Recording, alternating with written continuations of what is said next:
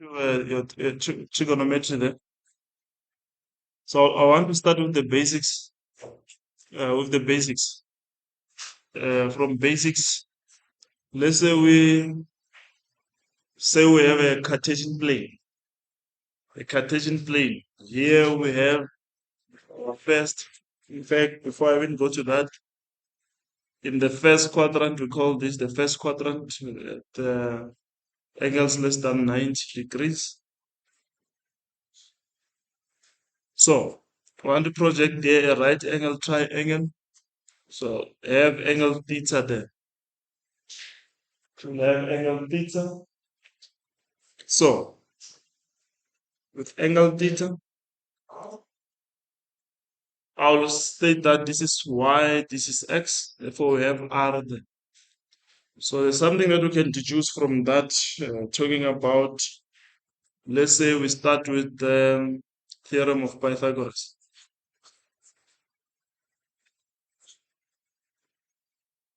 Theorem of Pythagoras. The theorem of Pythagoras is given by, it's like equation of a cycle.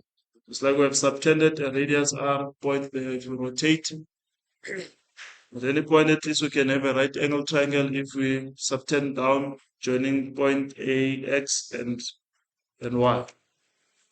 So it is given by the horizontal side plus the vertical side equals to the hypotenuse. So that is the theorem of Pythagoras. So it is the sides which are bisecting each other to say, which are forming 90-degree angles. So x squared plus y squared equals to r squared. So you'll be applying that formula. So I want us to look into ratios from that right angle triangle. So when we have to deduce the trigonometric ratios. So trigonometric ratios, let me say trig. So the trig ratios, we start with, let's say we start with sine, let's talk about theta, sine theta. In that right angle triangle, you must always note that sine is equals to opposite. So I'll write or maybe I can say opposite. Let me just say op.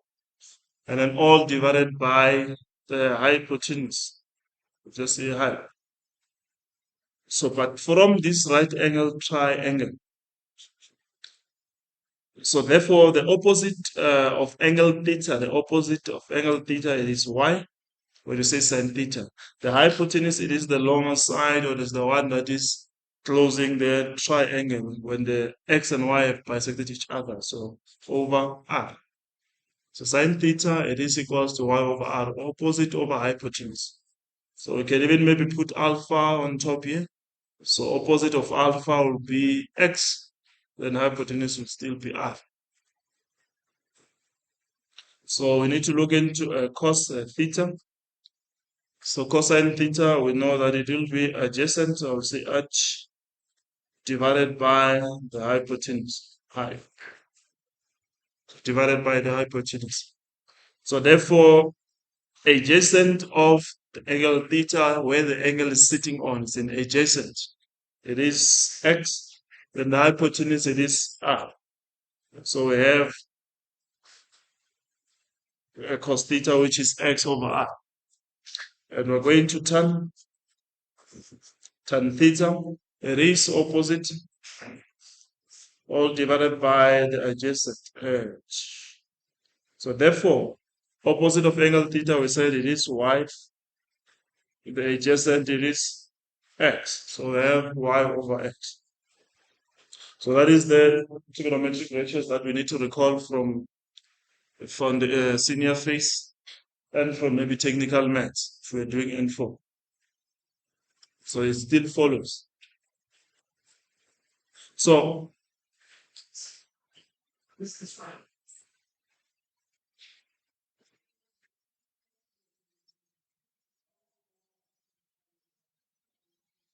Going there. So we're starting with the basics. We are here now with the trigonometric ratios. So I want us to go to the ratios fully here of the trig again. I'm still in trig ratios. Now of the functions. Now of the functions. So, we want us to note that sine theta, for an example, now if let's say we're in the ratios of trig functions, please always note that the where the ratio of sine theta it is opposed, or maybe when you say cosec theta, so it's 1 over cosec theta. So sine theta is equals to 1 over cosec theta. What what does that mean? If let's say for an example you have sine theta which is y over r, cosec theta will oppose the ratio of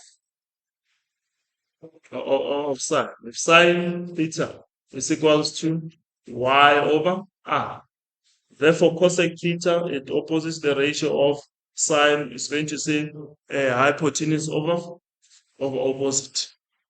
So cosec theta says opposite over hypotenuse. It says hypotenuse over opposite, I want to say. So r over 1. So that's why you see 1 over cosec theta. So let's say for an example, maybe you had a cosec theta, you wanted to change it to sine theta. You know that, oh, it's 1 over sine theta. Or you interchange the ratios. Please recall this. So you interchange the ratios, they oppose each other's ratios. So we need even to check cos theta. Cos theta, it is equals to 1 over sec theta. So cos theta is equals to 1 over sec theta. And please always, even if let's say you're not even looking into the formula sheet, you need to know this from head that they oppose each other's ratio. So you cannot say sine theta is equals to 1 over cos theta, which is not clear. So it must be sine before the cosec. Or again, it must be SC when you're interchanging SC or CS or SC. So then say sine is sec, and then maybe cosec. No, it must be CS or S. And when we have tan theta, we need to know that tan theta it is 1 over cot theta. So it opposes the ratio of tan. Cot opposes the ratio of tan. So if tan is opposite over adjacent, then cot will be adjacent over opposite. And again, tan theta, sine theta to say it is equals to sine theta over cos theta. So tan theta is equals to sine theta over cos theta. And to add maybe one more in the ratios here, cot theta. It, as we said, it opposes the ratio of tan. If tan is sine over theta, then cot will be cos theta over sine theta. They oppose each other's ratios, the two. So tan is sine over cos, and then cot it is cos over sine theta. And again, it's equals to 1 over tan. So if you have cot theta, it's equals to 1 over tan. So those are the trigonometric ratios there. So I want to look into add square identities. Square identities, square IDs. So I hope you see you need to know your formula sheet from the head. Hallelujah. So you need to know your square identities from the head. So for an example, if you have sine squared theta plus cos squared theta, you must know it's equals to what?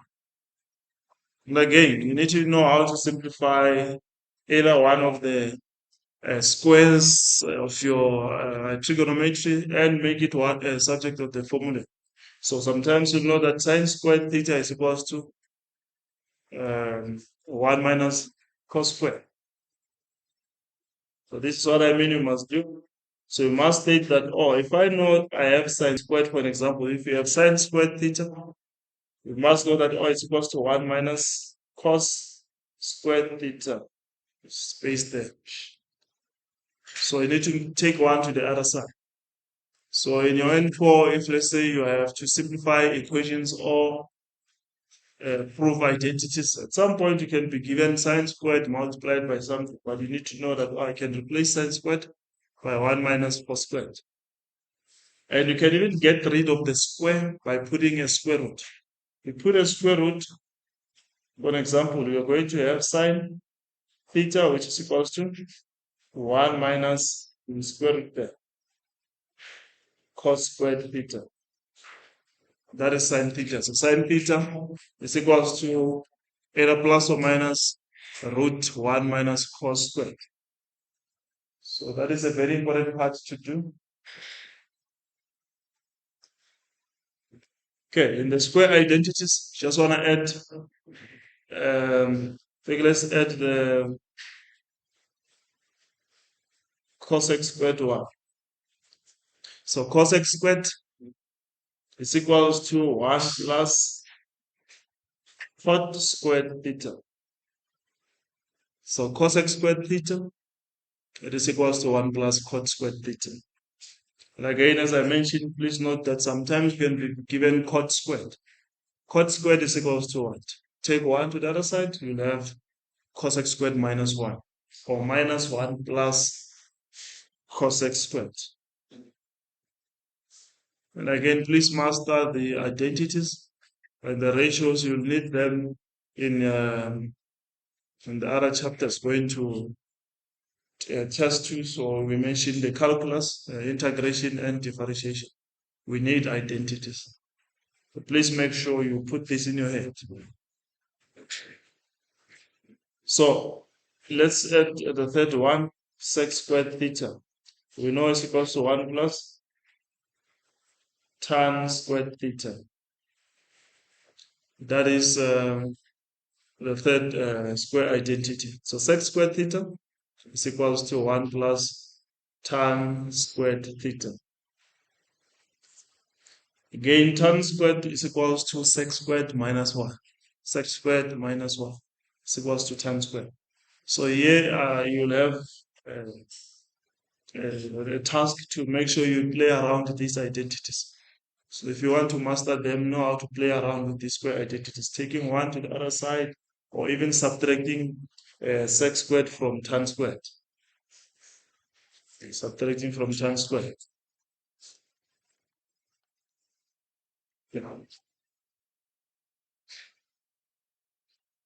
So if we have added square identities, want us to add the double IDs, the double angle identities. So double angle identities, IDs. So we have double angle identities. So we'll start with the first one that we are used to. When we look into sine, let's use theta. So it can be A, the angle can be A, or it can be B, sine 2B. We can represent the angle by any variable.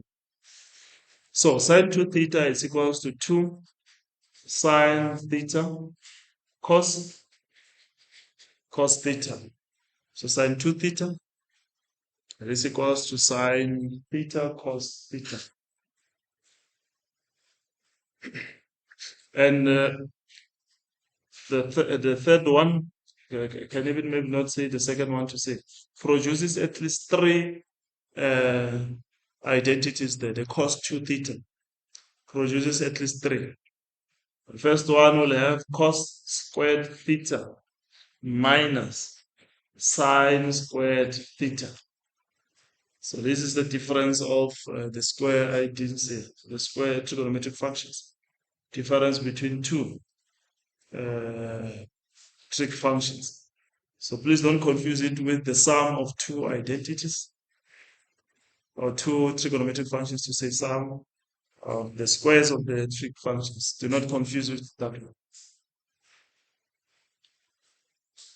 And as I said, it produces at least 2.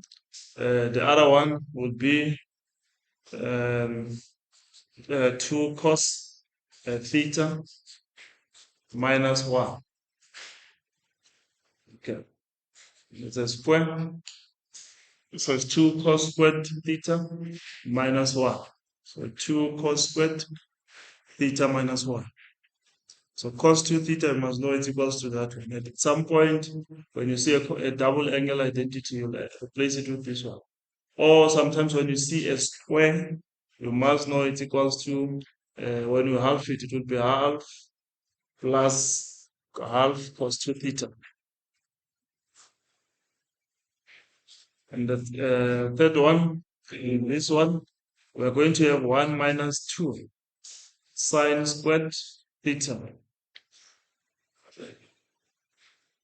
So normally, sometimes formula sheet you're given, but you need to know which identity to use, and you need to know how to play around these identities.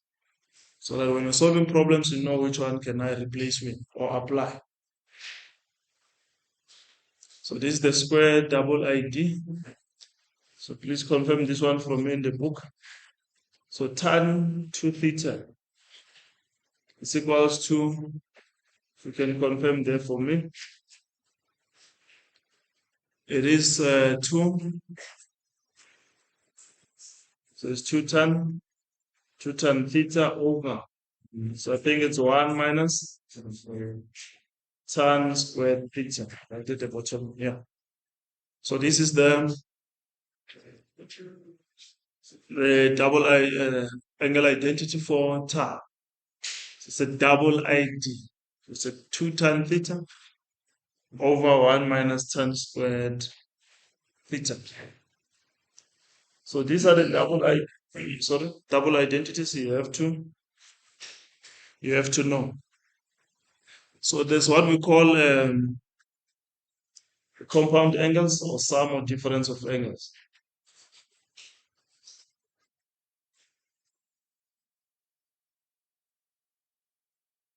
Or have sum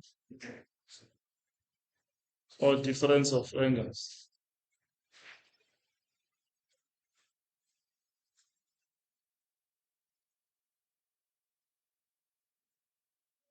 Then sum or difference of angles in the sine and cosine. So we'll start with the sine. If let's say you have sum of angles, so we can use A or B, or we can use alpha plus beta. As long as you have some difference of angles, please note that when you see this variable, these are just, let me say, they're not even variables, these symbols, alpha and beta, they represent angles. You can have 20 plus 30, you can have 90 plus 100. So don't stick into symbols. So when you have sum of angles in the sine, so you're going to say sine alpha multiplied by cos beta, therefore plus sine now beta, therefore cos alpha.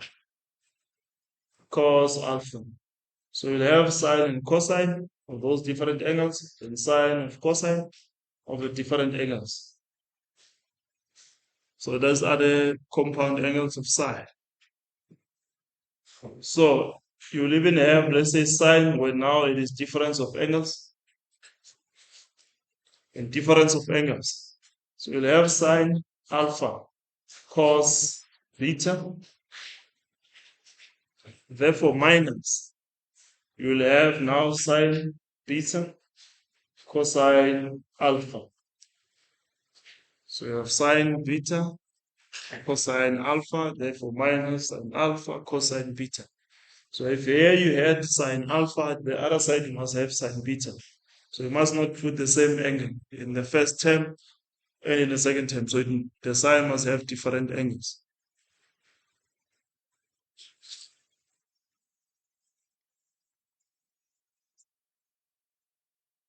So we have the second one.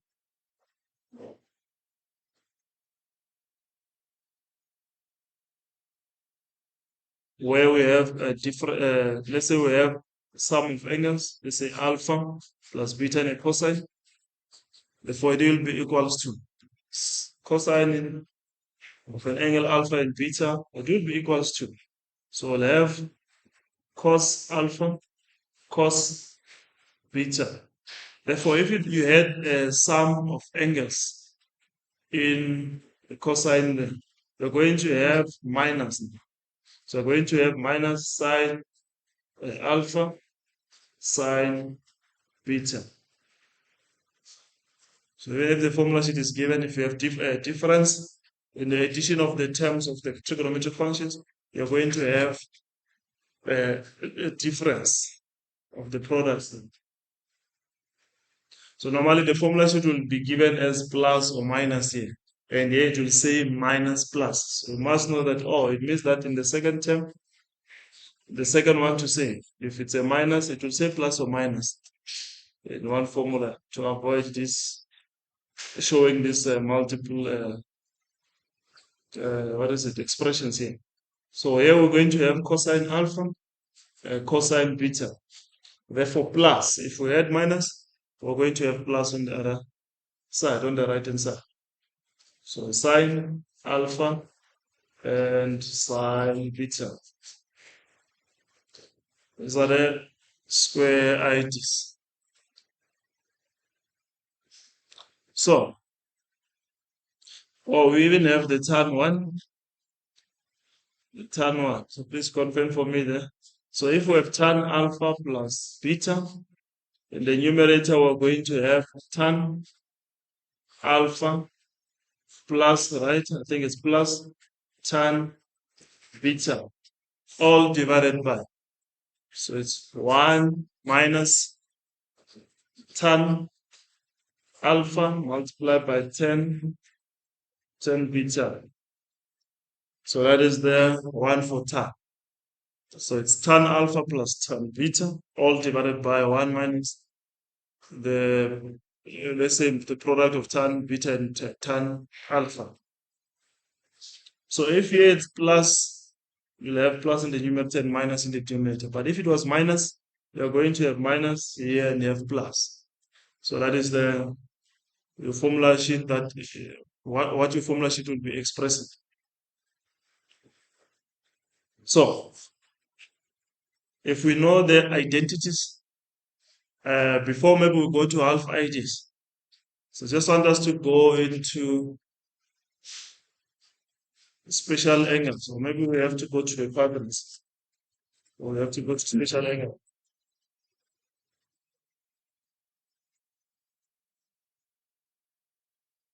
Okay, let's look into the quadrants in the Cartesian plane. Let's look into the quadrant. So let me analyze it. Okay, we're finishing trigonometry this year. So we have what we call first quadrant. First quadrant, that's where angles are less than 90 degrees and greater than 0 to 6. So they're between 0 and 90. So let me just put 90 degrees there.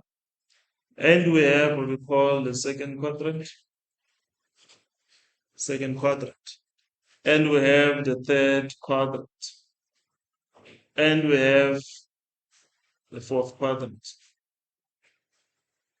Right, so we'll start from 0 degrees. We'll go always the rotations of angles we measure in a clockwise, in a counterclockwise direction, counterclockwise or anti-clockwise. So even in an engine, the rotation that is happening in a counterclockwise. So it's just the gearbox does the output of even clockwise then. So it's the gearbox which takes out the input from the engine. So here we have 180 degrees going counterclockwise. Where we have 270 degrees. And we complete a cycle and have 360 degrees. 360 degrees. Right, so if we have that, so I want us to deduce the angles that are in the first quadrant.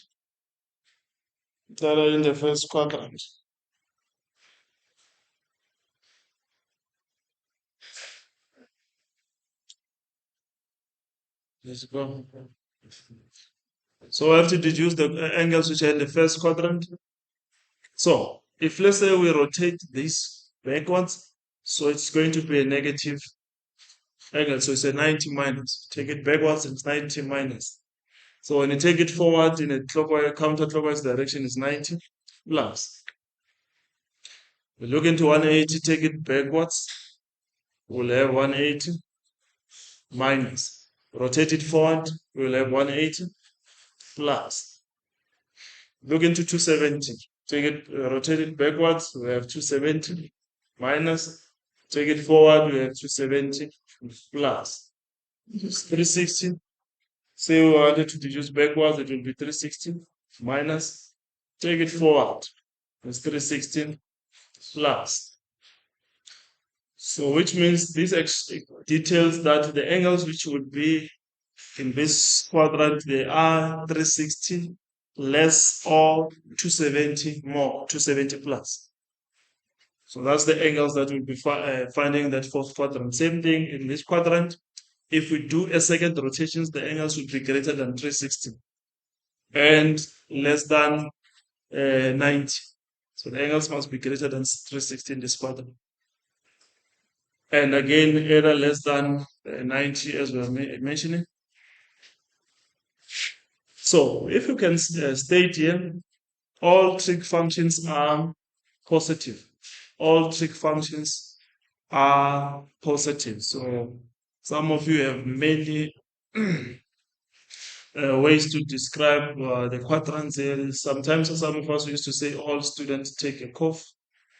Some of you have forgot. They said all whatever. What did you used to say? Hmm? You call it cast. Okay, call it cast. So yeah, all students take a coffee. So all, therefore, yes, sine. Let me just say sine. Here it is your tan student. Here it is cosine function. It's a cosine function. I think I need a red one.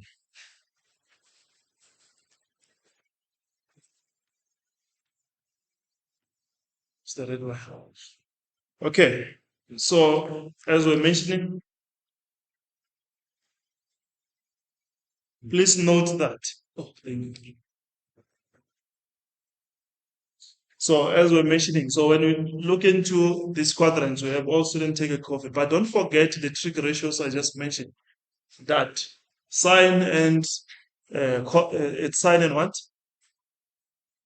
They're opposing of ratios. It's sine and cosec. So sine and cosec they oppose each other's ratios. But finding their solutions of angles, they're in the same quadrant. So which means here even cosec lies in that quadrant. So it is positive in that quadrant. So you need to know that even tan shares the ratios, the opposing of ratios with cot. So which means cot, it is positive in that quadrant. And we must not forget, yes, sec shares the ratios with cosine. So it is positive in the fourth quadrant. But the rest of the functions are positive in the first quadrant. You mentioned the CCS, the cosec, cot, and sec. What's the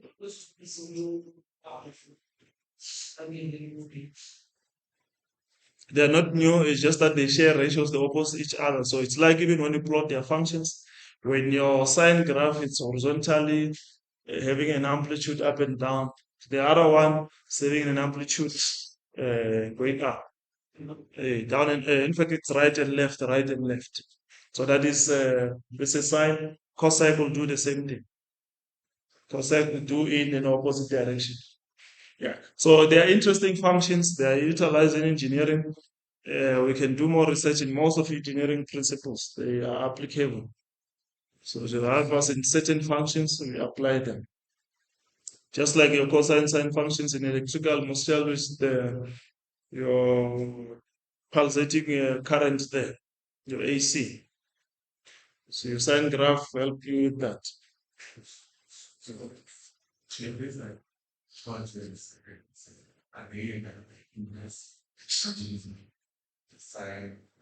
No, no, not really inverse. It's not really an inverse. It's just that the opposite each other of ratios are not really inverse. So the inverse of sine, it will be arcsine. And even arcsine, you do have the graphs of the graph. So there's something that we even call cosine or cosine. Yeah, but do more higher mathematics. Mostly in engineering, you'll come across this. Mostly in electrical. More electrical, you need this functions, special trigonometric functions. Yeah. And the digital systems that we use in the doctors, they do it to measure the heart rate and everything. But I noticed most of the things are configured even in the smartwatches that we're using, sensing everything, your pulse and what is happening, detects how your heart rate it is, your stress levels, it detects even your sleeping patterns. So those are using smartwatches.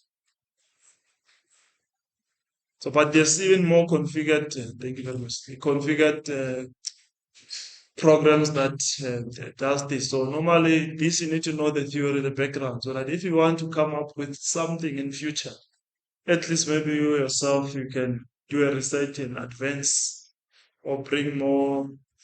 Didn't want to say formulas, but theories to simplify problems. But to advance, you'll see. Okay. So while we're in this time class, so let's just look into the reductions of angles. Reduction of angles. So reductions of angles will be applying this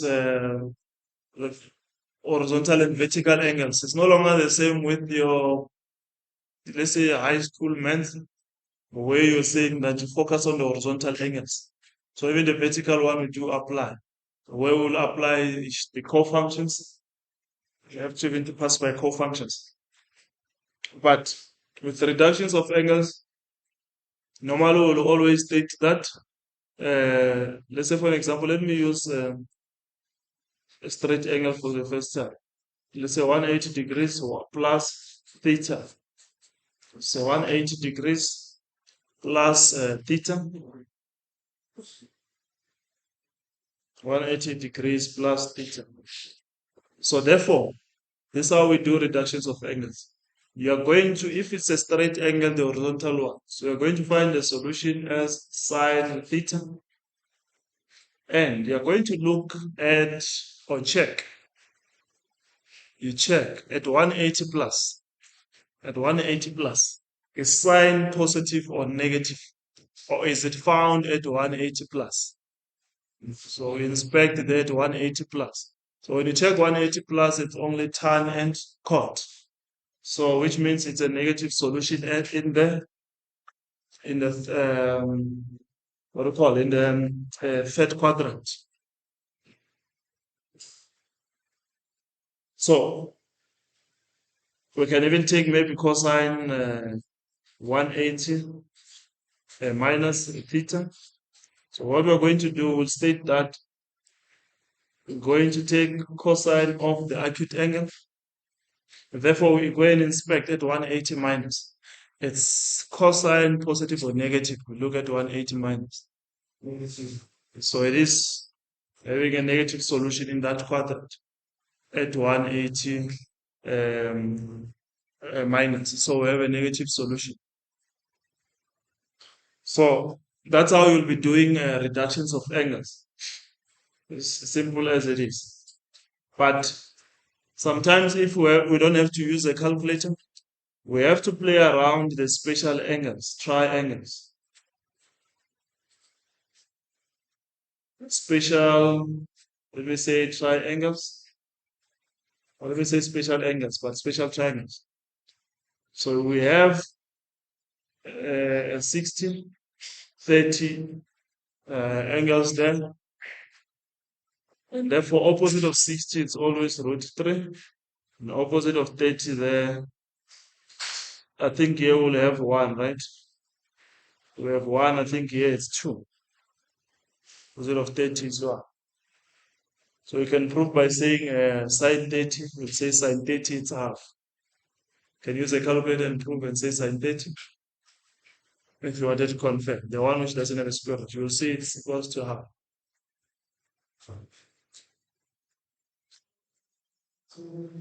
It's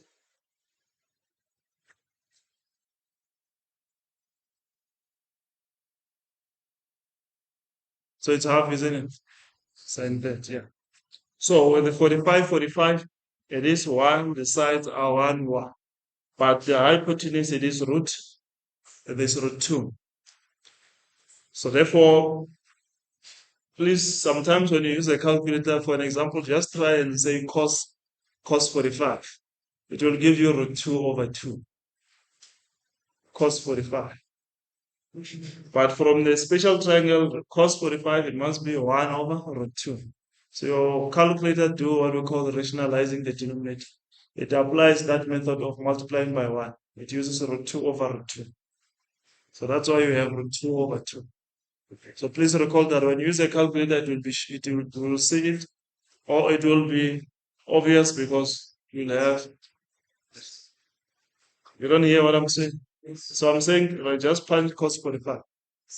It's root 2 over root 2. But look into the special triangle. The state what? It's 1 over root 2.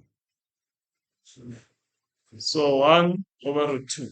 So remember cos 45 is opposite over hypotenuse. It's adjacent to say adjacent over hypotenuse. So where does that root 2 comes from? It uses the rationalizing of root 2 times what? Over root 2. What we applied in complex number when we're dividing complex number in rectangular form. So here we use the denominator as 1 because it's an irrational number. What is an irrational number? It's a number that is a non-repetitive decimals. So you cannot terminate it. They keep on alternating. You have 3.12, 4, 7, 6, 3, 4, 6, 5. So you won't have 3, 3, 3, 3, so you can terminate. So as now when you check your calculator, it gives you root 2, and root 2 times root 2 is 2. So if we expect you to have this from special triangles without the use of a calculator. If you use a calculator, your calculator does this. I hope it's clear. Your calculator will do this, so it will be obvious you have applied or you've utilized a calculator. So if you have special angles,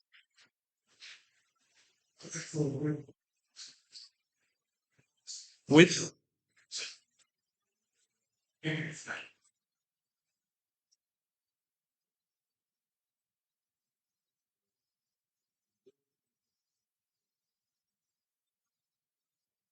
if the angle, no, I was going there, but I have to cut it because of time. So I wanted to do the core functions so I understand what happens. If you use 90 and 270, you have to alternate the functions. They have to complement each other. So, but some of you will be doing problems at home. Just know that cos 30 is equals to sine 60. So when you add these two angles, you get 90. So they are complementary functions. We even have complementary angles.